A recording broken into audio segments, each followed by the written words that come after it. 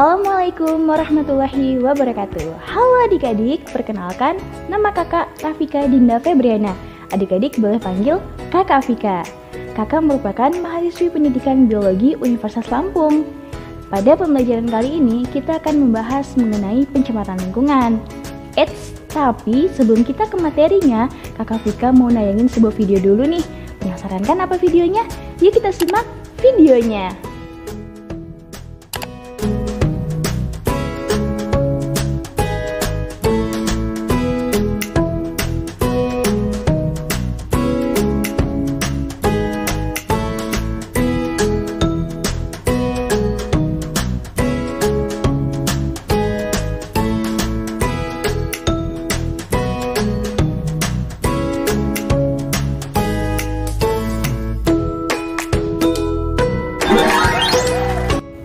Yap, itu dia video yang sudah kakak Vika tayangkan. Kira-kira adik-adik tahu nggak sih apa makna dari video tersebut? Yap, betul banget.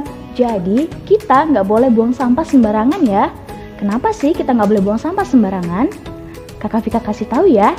Jadi, buang sampah sembarangan itu menjadi salah satu faktor penyebab dari pencemaran lingkungan loh. Sesuai dengan materi kita kali ini, yaitu mengenai pencemaran lingkungan. Jadi, kakak berharap setelah pembelajaran kali ini, adik-adik mampu menjelaskan pengertian dari pencemaran lingkungan, kemudian mampu menjelaskan 3 macam pencemaran lingkungan, dan yang terakhir, adik-adik mampu menjelaskan dampak pencemaran lingkungan dan cara menanggulanginya. So, tunggu apa lagi? Sudah siap untuk belajar? Yuk mari kita simak materinya.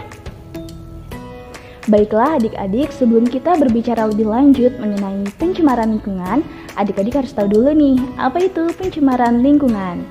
Jadi, pencemaran lingkungan adalah masuknya berbagai polutan ke dalam lingkungan sehingga membuat lingkungan tersebut menjadi tidak sehat. Polutan adalah zat yang dapat menyebabkan pencemaran. Nah adik-adik, pencemaran lingkungan merupakan penyebab salah satu faktor penyebab dari menurunnya kualitas lingkungan loh. Maka dari itu, adik-adik harus mengenali macam-macam pencemaran lingkungan. Pada pembelajaran kali ini, kita akan membahas 3 macam pencemaran lingkungan. Yang pertama yaitu ada pencemaran air. Yang kedua ada pencemaran udara. Dan yang ketiga ada pencemaran tanah. Penasaran kan apa itu pencemaran air, udara, dan tanah? Yuk mari kita simak penjelasan dari kakak Vika. Yap, yang pertama yaitu ada pencemaran air. Sesuai dengan namanya ya, air. Berarti pencemaran air ini diakibatkan oleh masuk atau dimasukkannya berbagai macam polutan yang dapat mencemari air. Misalnya, seperti 2 gambar ini. Adik-adik bisa nggak sih menemukan perbedaan dari kedua gambar sungai ini? Yes, jadi untuk gambar yang pertama menunjukkan warna air sungai yang sangat jernih. Tandanya air sungai ini tidak tercemar. Sedangkan pada gambar yang ini, adik-adik bisa melihat warna air sungai yang berwarna oranye. Kira-kira kenapa sih warna air sungai ini bisa menjadi warna oranye? Jadi, warna air sungai yang berubah menjadi warna oranye ini diakibatkan oleh limbah bocor yang masuk ke dalam sungai, sehingga membuat air sungai menjadi tercemar. Nah, hal seperti ini tidak bisa dibiarkan loh adik-adik. Kenapa? Karena kita sebagai makhluk hidup sangat membutuhkan air. Apabila pencemaran air terjadi terus-menerus, maka kita sebagai makhluk hidup akan kesulitan untuk mendapatkan air bersih. Tapi adik-adik, selain berupa cairan, ada juga nih polutan yang bisa mencemari air sungai. Misalnya, seperti sampah plastik yang merupakan polutan yang berupa padatan. Yang berikutnya yaitu pencemaran udara. Pencemaran udara yaitu tercemarnya udara normal dengan polutan, sehingga bisa menyebabkan menurunnya kualitas udara. Nah adik-adik tahu nggak sih, yang awal mulanya udara itu tidak terlihat, namun apabila suatu lingkungan yang dimana udaranya sudah tercemar dengan polutan, maka bisa menyebabkan udara tersebut menjadi berwarna sehingga bisa terlihat loh. Misalnya, seperti 2 gambar ini, adik-adik bisa melihat ketika perkotaan yang belum tercemar udara dan sudah tercemar udara. Yang terakhir yaitu pencemaran tanah. Pencemaran tanah yaitu masuknya polutan ke dalam tanah, baik itu polutan berupa padatan maupun polutan berupa cairan. Misalnya, seperti pada dua gambar ini, adik-adik bisa melihat perbedaan yang sangat mencolok. Pada tanah yang sudah tercemar, terlihat dengan banyaknya sampah plastik dan bahan-bahan lain yang tidak dapat terurai. Nah, hal ini bisa menyebabkan penurunan tingkat kesuburan tanah dan sangat berdampak pada tanaman-tanaman yang ada di lingkungan sekitar tanah tersebut. Adik-adik, tentunya dari semua pencemaran lingkungan yang sudah Kakak Vika jelaskan tadi memiliki dampak buruk untuk makhluk hidup loh.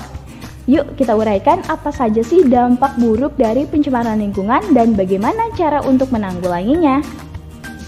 Dampak pencemaran air yang pertama yaitu bisa merusak ekosistem di dalam air. Jangan lupa ya, kalau di dalam air juga terdapat makhluk hidup. Misalnya seperti sungai yang memiliki banyak ikan. Apabila air sungai tersebut sudah terkontaminasi oleh zat-zat yang berbahaya, misalnya seperti limbah, maka bisa menyebabkan kematian pada ikan-ikan yang ada di dalam sungai. Selain itu, pencemaran air juga bisa menyebabkan penyakit untuk manusia loh. Hal ini berkaitan dengan air bersih. Karena apabila pencemaran air terjadi secara terus-menerus, maka akan membuat kita kesulitan untuk mendapatkan air bersih. Dan yang terakhir, pencemaran air juga bisa merusak pemandangan atau mengganggu pemandangan. Nggak percaya? Nih, adik-adik bisa melihat kedua gambar ini. Mana sih gambar yang lebih enak dipandang? Tentunya dengan air sungai yang jernih dong. Berikutnya yaitu dampak dari pencemaran udara. Pencemaran udara bisa menyebabkan terjadinya hujan asam. Hujan asam bisa membuat bangunan lebih mudah berkarat loh, karena hujan asam bersifat korosif dan selain itu bisa menghambat pertumbuhan tanaman. Lalu pencemaran udara di perkotaan yang disebabkan oleh polusi udara bisa menyebabkan penyakit, misalnya seperti batuk-batuk. Yang terakhir yaitu dampak dari pencemaran tanah. Dampak dari pencemaran tanah yaitu bisa merusak ekosistem kita loh. Misalnya seperti mengurangi tingkat kesuburan tanah. Hal ini berkaitan dengan hasil pertanian. Karena apabila kita bercocok tanam pada tanah yang sudah tercemar, maka hal ini bisa menyebabkan kemungkinan besar kegagalan panen pada tanaman tersebut. Wah, itu dia dampak-dampak dari 3 macam pencemaran lingkungan yang sudah kita bahas. Selanjutnya, setiap ada permasalahan pasti harus ada solusi dong. Dari dampak-dampak pencemaran yang ada, yuk sekarang kita simak bagaimana cara menanggulanginya. Yang pertama, pencemaran air bisa diperbaiki dengan melakukan pengelolaan limbah dengan benar, sehingga tidak menyebabkan kebocoran pada limbah yang bisa mencemari air. Selanjutnya, kita tidak membuang sampah pada sungai atau sumber air lainnya. Selain itu, kita juga harus menjaga kebersihan sumber-sumber air. Yang kedua yaitu pencemaran udara. Pencemaran udara bisa dikurangi dengan tidak membakar sampah, kemudian mengurangi penggunaan kendaraan pribadi agar jalanan tidak padat kendaraan sehingga menyebabkan udara tercemar. Lalu kita juga bisa menanam pohon agar lingkungan tetap asri. Yang terakhir yaitu pencemaran tanah.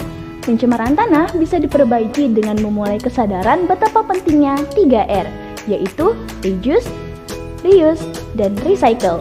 Selanjutnya, tidak membuang cairan-cairan yang mengandung zat berbahaya ke tanah dan mengurangi penggunaan pupuk kimia serta pestisida untuk pertanian. Baiklah adik-adik, itu dia pembelajaran kita hari ini mengenai pencemaran lingkungan. Jadi, pencemaran lingkungan adalah masuknya berbagai polutan ke dalam lingkungan sehingga membuat lingkungan tersebut menjadi tidak sehat. Nah, pencemaran lingkungan menjadi salah satu faktor penyebab menurunnya kualitas lingkungan. Adapun 3 macam pencemaran lingkungan yang telah kita bahas yaitu ada pencemaran air, pencemaran udara, dan pencemaran tanah. Dari segala dampak yang telah dijelaskan, kita harus sadar betapa pentingnya menjaga lingkungan agar berdampak baik untuk kakak, kamu, dan kita semua. Baiklah, itu saja pembelajaran yang bisa Kakak Vika sampaikan. Semoga bisa bermanfaat untuk adik-adik dan bisa meningkatkan jiwa semangat adik-adik untuk terus belajar, khususnya untuk materi pencemaran lingkungan. Semoga kita bisa bertemu di lain waktu. Terima kasih. Wassalamualaikum warahmatullahi wabarakatuh. Bye-bye.